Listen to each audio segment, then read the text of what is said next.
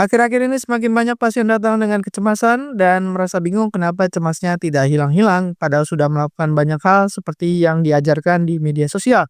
Mungkin positive vibes, afirmasi, motivasi, kemudian tidak overthinking. Masalahnya, semakin mereka berusaha untuk berpikir positif, semakin cemas jadinya.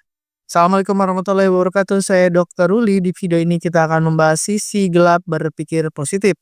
Tidak seperti yang dikatakan di media sosial, berpikir positif tidak membuat kita tambah kuat, bahkan kadang-kadang justru membuat kita tambah lemah atau tambah rapuh. Pengen tahu gimana kok bisa dan gimana solusinya? Apa alternatif yang lebih baik daripada berpikir positif? Simak sampai tuntas. Kalau udah siap, ayo kita mulai.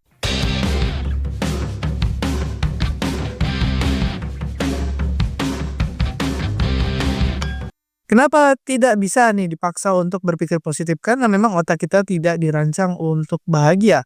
Otak kita bertahan hidup, fungsi utamanya. Bukan untuk bahagia atau good vibes atau good feeling. Jadi tidak alami. Fokus alami otak kita itu mencari kesalahan, mencari ancaman, mencari masalah, mencari risiko. Jadi ada bahaya atau enggak, ini saya bakal terancam atau enggak, dan seterusnya.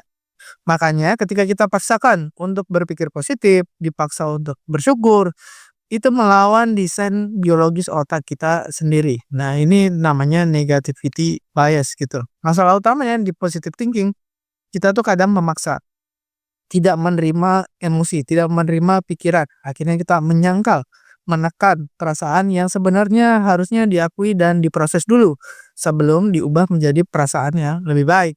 Kita menekan, oh saya nggak sedih kok, saya nggak marah kok, saya nggak kecewa kok, ya. Nah, jadi standar ini, standar-standar media sosial sekarang itu jadi tidak realistis, yang menyebabkan banyak pasien itu sekarang makin banyak yang datang dengan kecemasan dan makin cepat terus-menerus karena berekspektasi, hidupnya akan bahagia terus-terusan. Yang itu sesuatu hal yang mustahil bisa dicapai karena hidup setiap orang itu tidak mungkin selalu happy terus-menerus, ya pasti ada turunnya, pasti ada naiknya. Dan kebanyakan yang ada di media sosial itu yang ditampilkan hanya yang happy-happy saja. Akhirnya penderitaannya berlapis, "Kok saya sedih ya?" Ya, terus karena merasa, "Harusnya saya nggak sedih nih, saya harusnya bisa nih untuk happy kalau saya sedih." Ya jadi kita sedih karena kita sedih, terus, "Kok saya masih cemas ya?" Jadi cemas nih datang ke dokter itu biasanya karena, "Dok, kok saya, masih cemas ya?" Padahal sudah melakukan banyak hal. Jadi dia cemas karena nanti takut cemas lagi. Jadi cemas karena cemas gitu.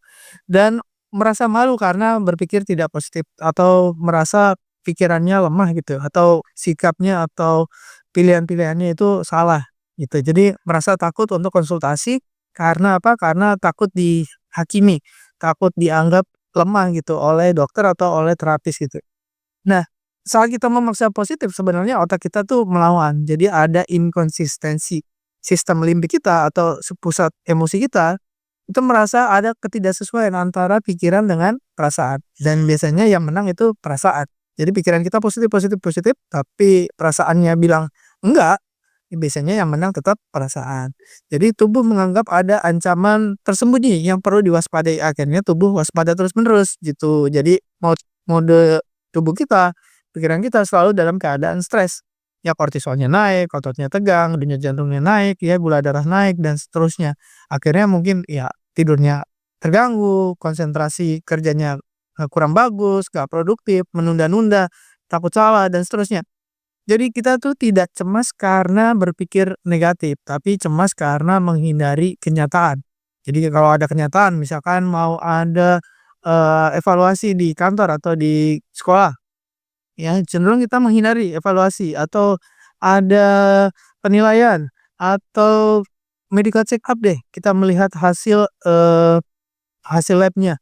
Banyak orang tuh tidak cemas karena, pikiran negatifnya, lebih karena menghindari kenyataan, "Aduh nanti kalau jelek gimana ya? Nanti kalau tidak sesuai harapan gimana ya?" Jadi bukan karena pikirannya, tapi karena tidak terbiasa untuk menghadapi kenyataan. Jadi ada masalah-masalah yang belum selesai, ada urusan yang tertunda yang terus mengganggu pikiran bawah sadar. Begitu itu diselesaikan, biasanya kecemasan akan hilang. Dan emosi-emosi itu belum dihadapi 100%. Terus menghindar, terus lari, terus kabur, itu perasaan itu ditekan terus-menerus. Akhirnya munculnya atau keluarnya dalam bentuk kecemasan, bahkan seringkali dalam bentuk penyakit yang kronis, misalkan diabetes, kanker, autoimun, dan sebagainya. Nah, rasa sakit kita itu tertutup ya, di sugar coating lah atau dilapisin dengan, bubuk gula gitu ya.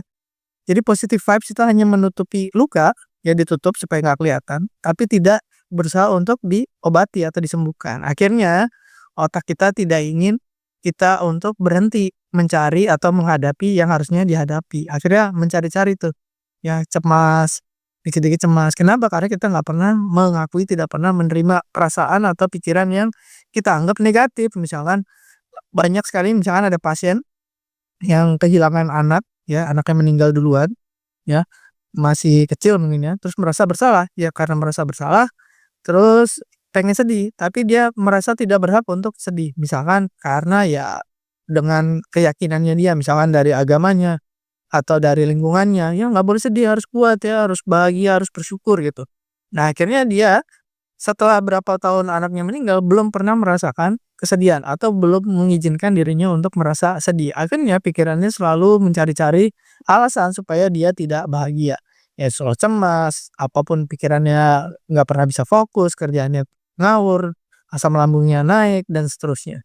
Jadi sebenarnya berpikir negatif atau punya perasaan negatif itu juga ada fungsinya, ya. Untuk kita melihat kenyataan yang sesungguhnya. Jadi berpikir negatif yang sehat, bukan yang berlebihan, itu membuat kita jadi lebih realistis. Kita bisa mempersiapkan diri dengan baik, merencanakan strategi cadangan kalau ada sesuatu yang tidak sesuai dengan keinginan atau dengan rencana kita, tidak naik terhadap risiko, dan tidak mudah tertipu oleh motivasi-motivasi murahan. Dan ternyata aktivasi prefrontal cortex atau otak bagian depan yang berfungsi untuk eksekutif, yang merencanakan, memutuskan, ya, itu aktivitasnya naik 40% ketika kita berpikir negatif yang sehat, ya. Terus dan 2 kali lebih efektif dibandingkan optimis buta. "Oh, pokoknya saya optimis deh, pokoknya saya hidup optimis, saya kerja ini pasti berhasil, ya bisnis pasti berhasil." Apalagi, rumah tangga pasti berhasil. Nah, ternyata lebih efektif kalau kita berpikir negatif sehat. Contoh misalkan, oh sehat, seperti ini misalkan, oh yang namanya menikah atau menjalin hubungan, itu pasti ada kemungkinan untuk gagal, ada kemungkinan untuk pisah. Nah, itu pikiran negatif, tapi kita membuat satu antisipasi tambahan, ya berpikir negatif yang sehat itu harus ada solusinya. Kalaupun supaya tidak terjadi, apa yang harus dilakukan? Nah, beda dengan, "Oh, saya pasti akan bahagia selama-lamanya." Atau misalkan Anda memulai suatu project atau bisnis atau apapun atau pekerjaan, Anda optimis buta, "Wah, pokoknya pasti berhasil, ya yang penting yakin yang penting yakin, yang penting action." Ternyata lebih bagus kalau kita punya pikiran negatif, tapi sehat. Contoh misalkan, ada kemungkinan untuk project ini gagal, ada kemungkinan project ini rugi, ada kemungkinan project ini tertunda. Nah, apa yang harus saya lakukan untuk mengurangi risiko-risiko tersebut? Itu namanya berpikir negatif yang sehat atau berpikir realistis. Bandingkan dengan yang, "Oh, pokoknya saya iman aja lah, pokoknya saya kerjain aja." Akhirnya apa? Ketika terjadi hal-hal yang tidak diinginkan atau tidak sesuai dengan harapan, kita tidak siap dengan antisipasinya. Nah, beda dengan pikiran negatif yang tidak sehat, hanya berpikir negatif tanpa mencari solusi. Misalkan, "Wah, nanti gimana kalau mau nikah, nanti kalau cerai gimana? Kalau selingkuh selingkuh gimana? Kalau ekonominya nggak stabil gimana?" Akhirnya nggak jadi-jadi menikah. Atau Anda ingin memulai project atau bisnis juga sama, kalau hanya pikirannya berhenti di pikiran negatif, ya tidak sehat, Anda akan selalu berpikir misalkan, "Wah, nanti kalau projeknya gagal gimana? Bisnisnya, tumbang gimana? Atau rugi gimana? Ditipu orang gimana?" Akhirnya Anda tidak jadi-jadi untuk memulai apapun yang sebenarnya ingin Anda mulai. Yang penting Anda jelas dulu. Ketenangan akan datang kemudian. Jadi jangan berharap Anda tenang dulu terus Anda bisa, memutuskan atau merencanakan. Terbalik ya. Jadi sebenarnya yang benar itu adalah merencanakan dengan tepat, memutuskan dengan yakin, nah nanti kecemasan akan berkurang, gitu. Nah, takut itu sebenarnya usaha dari otak kita untuk memproteksi keselamatan kita, jangan sampai kita bahaya. Cemas itu sinyal bahwa ada sesuatu yang penting yang perlu kita perhatikan. Kalau kita marah, itu indikator bahwa batas kita dilanggar dan perlu untuk ditegakkan ulang. Dan kalau kita sedih, tubuh sebenarnya meminta waktu untuk memperlambat ya, slow down gitu. Coba diproses nih kehilangan, Anda masih merasa, kehilangan, masih merasa sedih, ya nangis nggak apa-apa. Seperti tadi saya cerita, ada orang tua yang Kehilangan anak, selama ini bertahun-tahun tidak pernah nangis, tidak pernah sedih. Ya kenapa? Karena merasa ya dari banyak omongan orang, "Oh harus positif, harus bersyukur, harus ini." Ya, akhirnya kerjanya kacau, terus asam lambungnya naik, ya banyak penyakit yang dia, tadinya nggak sakit, terus sekarang banyak penyakitnya, kehilangan semangat hidup dan seterusnya. Nah, tapi dengan dia mulai menerima, oh ternyata sedih itu anugerah, sedih itu adalah salah satu mekanisme alami tubuh untuk menyeimbangkan kimia-kimia di otak. Akhirnya dia meluangkan waktu ya, mengingat kembali memori dengan anaknya dan menangis sejadi-jadinya setelah ada perasaan lega dan merasa, oh sedih itu sesuatu perasaan yang valid dan harus diterima dan harus diproses. Ya, sedih itu tandanya kita cinta banget dengan orang yang kita cintai itu. Ketika kehilangan ya kita sedih, wajar gitu. Dan emosi itu bukan rusak, emosi adalah pesan. Jadi kadang-kadang kita menolak pesan itu akhirnya jadi penyakit dan menjadi tekanan batin yang tidak selesai. Jadi gimana caranya positive thinking, apakah bagus? Ya bagus. Tapi lah ada yang lebih bagus, yaitu kalau berpikir positifnya memaksa dengan perasaan yang palsu dan menyangkal kenyataan, gantilah dengan berpikir dengan lebih jujur. Ya, hadapi kenyataan dengan jujur, "Oh, emang saya kehilangan. Oh, emang saya merasa sakit. Oh, emang saya merasa sedih." Ya. Nah, setelah itu baru akan keluar, setelah diterima, kita akan keluar tindakan yang nyata. Yang tindakannya apa? "Oh, saya memang takut gagal," misalkan dalam bisnis, ya, supaya tidak gagal. Nah, seperti apa? Ya, kalau Anda merasa sakit, merasa kecewa, diakui, terima sebagai bagian normal dari pengalaman hidup, ya, tidak hanya hidup itu yang positif-positif aja, berhenti untuk berbohong atau manipulasi. Jangan memaksa diri untuk berasa berbeda dari yang kita rasakan. Misalnya kita merasa kecewa, merasa sedih, jangan bilang, "Oh saya baik-baik aja, oh saya happy kok, saya bawa tenang kok." Oh enggak, ya. Ya diakui, ya walaupun tidak perlu di hadapan umum, tidak perlu di publik, Anda akui dalam hati aja, itu sudah cukup, ya. Setelah itu Anda bisa melihat kenyataan yang sesungguhnya. Oh hadapi situasi apa adanya tanpa filter positif atau negatif yang berlebihan. Jadi kadang-kadang kita memandang sesuatu itu berlebihan positifnya atau berlebihan negatifnya, ya.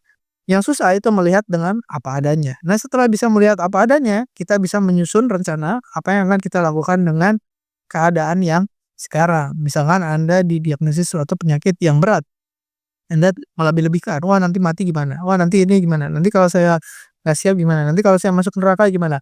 Terus itu Anda melebih-lebihkan yang negatif. Atau sebaliknya, Anda melebih-lebihkan yang positif. "Wah, ini kayaknya, salah nih lab-nya. Ini dokternya pasti salah nih. Saya harus, mendekat pada Tuhan, pasti Tuhan akan menyembuhkan penyakit saya.